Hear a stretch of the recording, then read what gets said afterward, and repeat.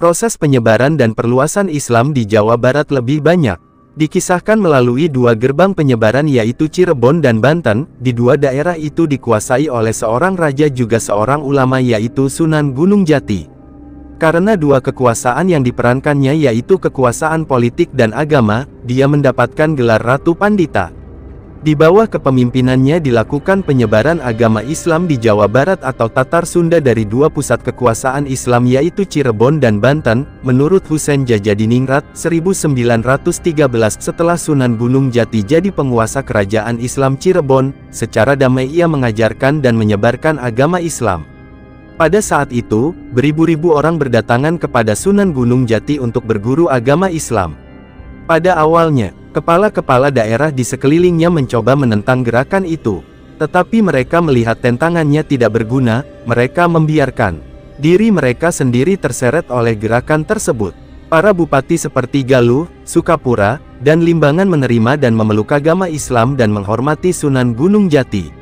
Para penguasa di sekitar Cirebon menganggap bahwa Sunan Gunung Jati adalah sebagai peletak dasar bagi dinasti Sultan-Sultan Cirebon. Dalam menjalankan pemerintahannya, Sunan Gunung Jati menggunakan sistem desentralisasi. Adapun pola kekuasaannya kerajaan Islam Cirebon menggunakan pola kerajaan pesisir, di mana pelabuhan mempunyai peranan yang sangat penting dengan dukungan wilayah. Pedalaman menjadi penunjang yang vital. Struktur pemerintahan kerajaan Islam Cirebon menurut Carita Purwaka Caruban Nagari, terdiri dari Tumenggung sebagai pemimpin tertinggi, kemudian penasehat, dan pimpinan tentara atau lasikar yaitu para adipati, kemudian para pemimpin wilayah yang lazim disebut dengan Ki Gedeng. Adapun program-program yang dijalankan dalam memimpin pemerintahan di Cirebon, menurut Sunarjo 1983, Sunan Gunung Jati adalah intensitas pengembangan agama Islam ke segenap penjuru Tatar Sunda. Sedangkan di bidang ekonomi Sultan menekankan bidang perdagangan terutama dengan nagari-nagari di wilayah Nusantara. Selain itu dikembangkan pula hubungan perdagangan dengan negeri Champa, Malaka, Cina, India, dan Arab. Setelah pembangunan kekuatan-kekuatan ekonomi, Sunan Gunung Jati sebagai kepala pemerintahan melakukan penataan pemerintahan baik di pusat maupun di wilayah-wilayah nagari. Untuk kelancaran pemerintahan, maka Sultan menempatkan kerabat-kerabat dan ulama-ulama sebagai unsur pimpinan pemerintahan baik pusat maupun daerah. Menyadari posisi Cirebon sebagai pusat penyebaran agama Islam, pusat kekuasaan politik, serta pusat perekonomian yang sangat strategis, maka Sunan Gunung Jati mempercepat pengembangan kota. Maka ia menjalin hubungan dengan kerajaan Islam pesisir utara Jawa yaitu Kerajaan Islam Demak. Dalam menyebarkan agama Islam di tanah Jawa, Sunan Gunung Jati tidak bekerja sendirian, beliau sering ikut bermusyawarah dengan anggota wali lainnya di Masjid Demak. Bahkan disebutkan beliau juga membantu berdirinya Masjid Demak. Dari pergaulannya dengan Sultan Demak dan para wali lainnya ini akhirnya Syarif Hidayatullah mendirikan Kesultanan Pakungwati di Cirebon dan ia memproklamirkan diri sebagai raja yang pertama dengan gelar Sultan. Pada era Syarif Hidayatullah atau lebih dikenal dengan gelar Sunan Gunung Jati dapat dikatakan sebagai era keemasan Golden Age perkembangan Islam di Cirebon. Sebelum Syarif Hidayatullah, Cirebon dipimpin oleh Pangeran Cakrabuana tahun 1447 sampai tahun 1479 merupakan rintisan pemerintahan berdasarkan asas Islam, dan setelah Syarif Hidayatullah, pengaruh para penguasa Cirebon masih berlindung di balik kebesaran nama Syarif Hidayatullah. Matsukin HS 2003-21-34. Dengan berdirinya kesultanan tersebut, Cirebon tidak lagi mengirim upeti kepada Pajajaran yang biasanya disalurkan lewat Kadipaten Galuh. Tindakan ini dianggap sebagai pembangkangan oleh Raja Pajajaran. Raja Pajajaran tak peduli siapa yang berdiri di balik Kesultanan Cirebon itu, maka dikirimkannya pasukan prajurit pilihan yang dipimpin oleh Ki Jagabaya. Tugas mereka adalah menangkap Sunan Gunung Jati yang dianggap lancang mengangkat diri sebagai raja tandingan Pajajaran.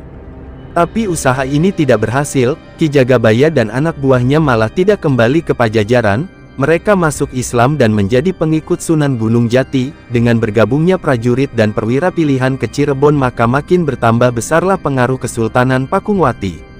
Daerah-daerah lain seperti Surantaka, Japura, Wanagiri, Telaga dan lain-lain menyatakan diri menjadi wilayah Kesultanan Cirebon. Lebih-lebih dengan diperluasnya Pelabuhan Muara Jati, makin bertambah besarlah pengaruh Kesultanan Cirebon. Dalam babat Cirebon dapat disimpulkan mengenai metode dakwah yang dilaksanakan Sunan Gunung Jati, misalnya di Tiongkok, yaitu dimulai dari lingkungan terdekat tempat beliau menetap tukang keramik dan peci. Karena kemampuan dakwahnya akhirnya Islam menarik banyak lapisan masyarakat, termasuk di kalangan para pembesar Tartar. Besa Basuki Kertawibawa, 2009/177.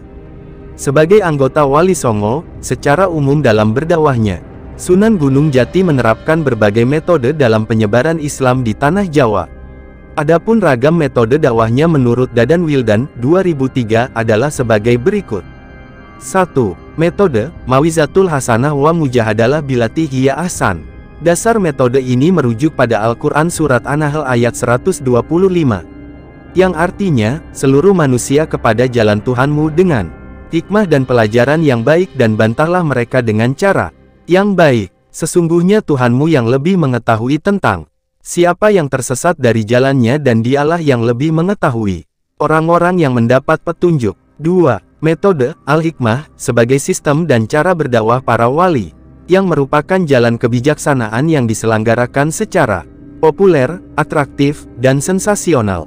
Cara ini mereka pergunakan dalam menghadapi masyarakat awam dengan tata cara yang amat bijaksana. Masyarakat awam itu mereka hadapi secara massal, kadang-kadang terlihat sensasional bahkan ganjil dan unik sehingga menarik perhatian umum. 3. Metode Tadaruj atau Tarbiyatul Ummah dipergunakan sebagai proses klasifikasi yang disesuaikan dengan tahap pendidikan umat, agar ajaran Islam dengan mudah dimengerti oleh umat dan akhirnya dijalankan oleh masyarakat secara merata. Metode ini diperhatikan setiap jenjang, tingkat, bakat, materi dan kurikulumnya. Tradisi ini masih tetap dipraktekkan di lingkungan pesantren. 4. Metode pembentukan dan penanaman kader serta penyebaran juru dakwah ke berbagai daerah. Tempat yang dituju ialah daerah yang sama sekali kosong dari pengaruh Islam. 5. Metode kerjasama, dalam hal ini diadakan pembagian tugas masing-masing para wali dalam mengislamkan masyarakat tanah Jawa. Misalnya Sunan Gunung Jati bertugas menciptakan doa, mantra untuk pengobatan lahir batin, menciptakan hal-hal yang berkenaan dengan pembukaan hutan, transmigrasi atau pembangunan masyarakat desa. 6. Metode musyawarah, para wali sering berjumpa dan bermusyawarah membicarakan berbagai hal yang berkaitan dengan tugas dan perjuangan mereka.